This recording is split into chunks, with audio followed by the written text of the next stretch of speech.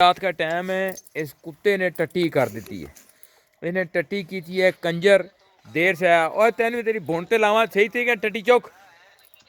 उठाओ टट्टी, है ये टट्टी पड़ी है, देखो नीचे टट्टी उठाओ। अरे ओ टट्टी उठाओ, जल्दी फेंक के आओ।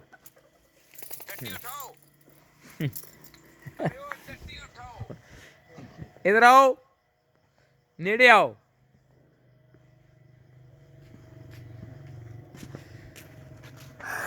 किस लिए कुत्ता रखा है तुमने? अगर तुम ही अच्छे देसी अच्छे तुम्हें बांध दिया जाता। कहते तू थे ढेरियां लाई जाता टट्टी दियां। किन्ना स्वाद ना, तेन जुतियां भी मार, तेन समझ भी आती है। ये उठाओ टट्टी, जल्दी करो टट्टी उठाओ। ओए भोसड़ी दिया, तू भी भैन चोदा यैन बनाया। जे कुत्ता खोल जाए तो लोगों के टट्टे चप दे। जैसा भैन चोत है। जल्दी करो टट्टी उठाओ, उठाओ टट्टी। पैरों क्यों लाना, पैरों क्यों लाना, पैरों। अबू आए अब टट्टी उठाने। अबू ने टट्टी उठाई और नाल देखे 1 2 3 टट्टी उठाई नाल ने, और पैरों ने कट की थी। भैन चोरे उठा टट्टी उठा ली अबू ने। अबू टट्टी लेके चला, टट्टी लेके चला जी गया ग्राउंड के कोल गया। ग्राउंड के कोल जाके टट्टी सिटनी है। 2 पीछे रह के 2 बंदे आगे निकल गए और निकल गया भाई। और ये ग्राउंड आ गया और गोल।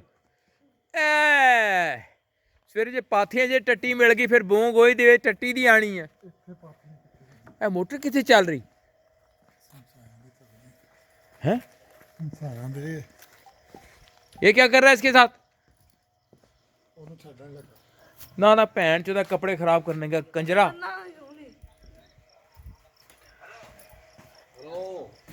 पीछे कर दे, कपड़े खराब करने होने।